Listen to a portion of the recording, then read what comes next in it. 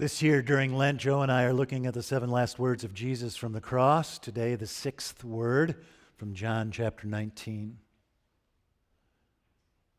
After this, when Jesus knew that all was now finished, in order to fulfill the Scriptures, he said, "I'm thirsty." A jar full of sour wine was standing there, and so they put a sponge full of the wine on a branch of hyssop and held it to his mouth. And when he had received the wine, he said, "It is finished." Then he bowed his head and gave up his spirit. Pray with me.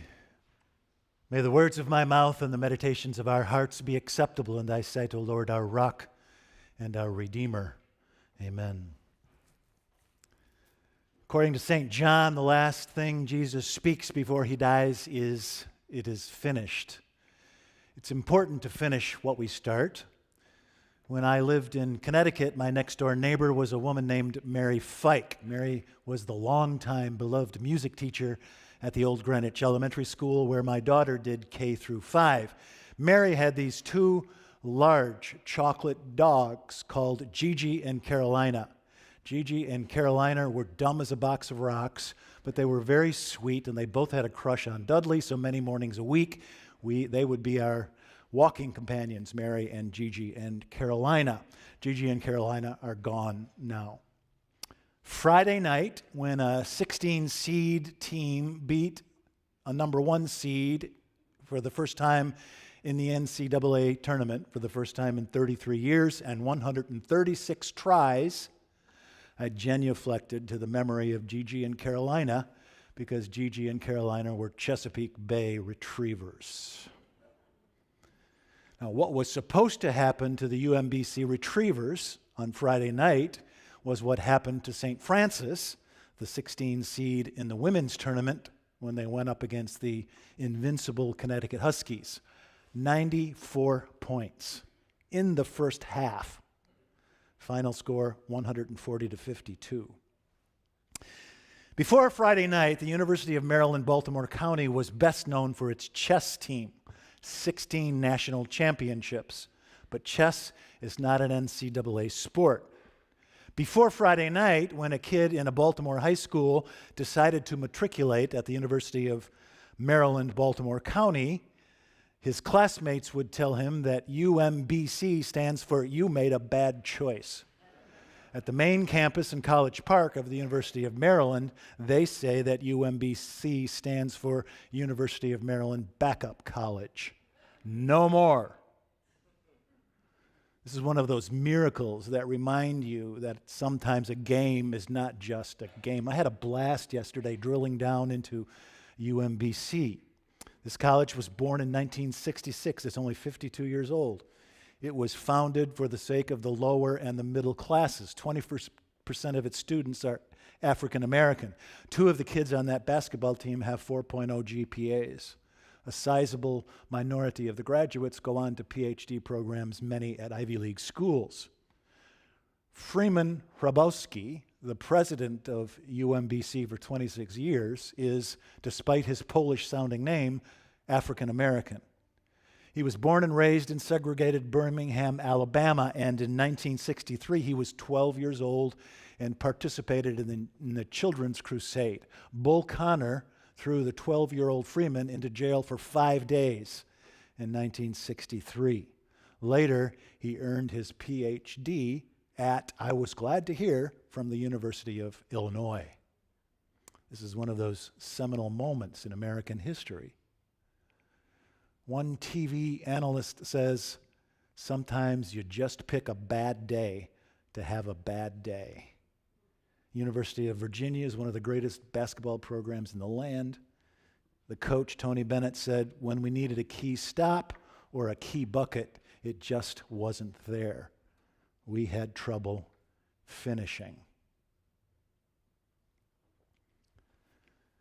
Virginia's a great basketball team, but it cannot finish well. And so, according to John, the last thing Jesus says before he has no breath to speak with is, "It is finished." Now, what does John mean for us to hear in there? Is that a cry of despair or a cry of victory? It's a very short word, only 3 words in English, just 1 in Greek, tetelestai. The last scene of a film, the end. The last word of a prayer, amen. The ancient Greeks would end their table grace this way, tetelestai. So is this a cry of despair or a cry of triumph? Is it, it's over, I'm done, I give up. I'm 33 years old, I'm a convicted criminal, and now it's all over? Or is it a cry of triumph, mission accomplished? Maybe it means I have run the race and I have won. More than finished, attained, accomplished, fulfilled, complete, the end. If you're in business, you have sales objectives or annual targets. These are ends. They're what you're aiming for all year long.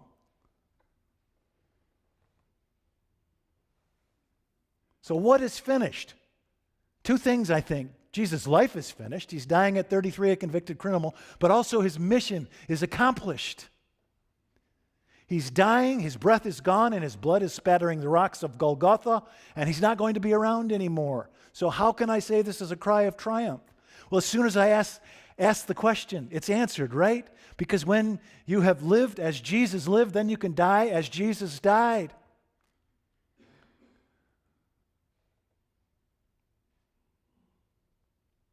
So I hate to be the bearer of bad news, but we're in the same situation, right? The end is coming quickly. Time is short. And so it seems to me that in Jesus' death, there's a lesson for life. A reminder that we're all rushing headlong to the end of our days. And when, like Jesus, you've turned water into wine and made lame beggars walk and blind men see and fed the hungry masses from your own meager store and faced down your demons in the wilderness and your betrayer in the garden, and you have never turned aside, then you can die saying, it's finished, mission accomplished. And so have you turned any water into wine? I don't mean literally. I mean, have you taken the ordinary stuff of your daily existence and made of it something extraordinary? So do something. Life slips away. Learn Chinese. Climb the Matterhorn, or at least Warren Dunes. Hike the Appalachian Trail, or at least walk around the block. Buy a puppy. See some Rodin sculptures at the Institute, or some orchids at the garden. Plant a garden, but not yet. Find out how to play chess or squash. Play an accordion or a harmonica. Read War and Peace. Eat squid. Go to South Dakota or Madagascar. Do something. In one of Garrison Keillor's stories, a man moves away from Lake Wobegon and disappears for many, many years. Nobody ever hears from him again, and they don't know what happened to him. 20 years go by, and the good town folk of Lake Wobegon receive a telegram notifying them that the man had died. And Garrison Keillor writes, when he died, his death caught many by surprise. They hadn't known he was alive. When you die, will you catch some people by surprise because they didn't know you'd been alive? Now, some last words are not so sad, right? Some deaths are not so pitiful. In 1963, Stephen Hawking's doctors, just before or after his 21st birthday, told him that he was sick with ALS and had 2 years to live. Actually, he lasted 55 more until he died the other day at the age of 76. So if you saw the film Theory of Everything, you know that his first response to the news of ALS was a severe and lasting depression. He knew that he would eventually lose the ability to speak and to walk and to care for himself, and this sent him spiraling into despair. But then he got a sense of renewed purpose in life. He says, when you are faced with the possibility of an early death, it makes you realize that life is worth living, and there are a lot of things you want to do.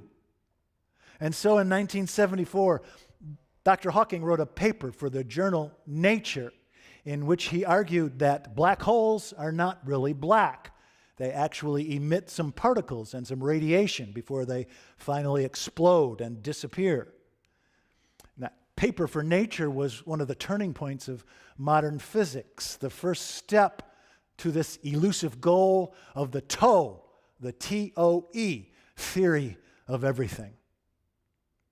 Dr. Hawking's advisor at Oxford called that paper the most beautiful paper in the history of physics. Now, he can't have meant that, right?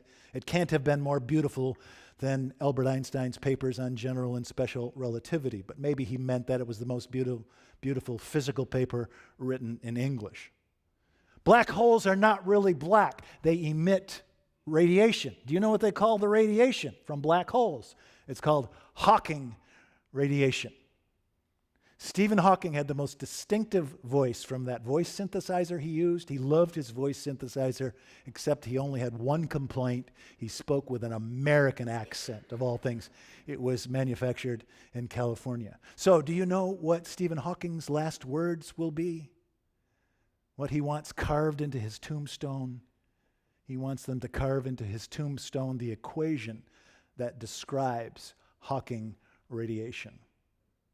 Some deaths are not so sad, and some last words not so pitiful. One last thing, and then I'll quit.